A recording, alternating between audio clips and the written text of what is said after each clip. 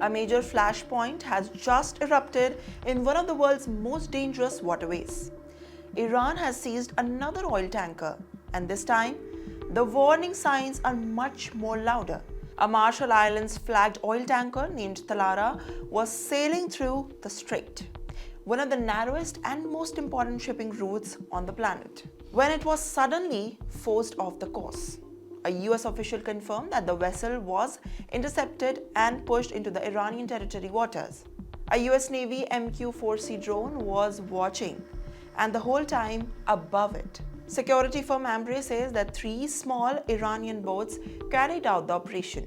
Moments later, the ship's operators, Colombian shipments, lost all contacts, and all of a sudden, the tanker was carrying huge sulfur gasolines, and they immediately altered the global maritime authorities.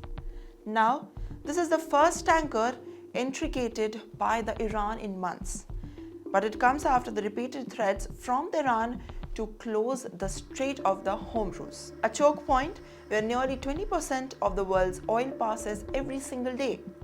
Meanwhile, this isn't just about the ships. This could shake the global energy markets if situation escalates.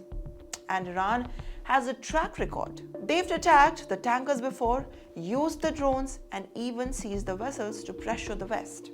So the experts say that this move might be a part of a bigger strategy and message to US, possibly to the Gulf countries. The question is now, how will US respond to it? And will this trigger a new round of tensions in the Gulf? What do you think?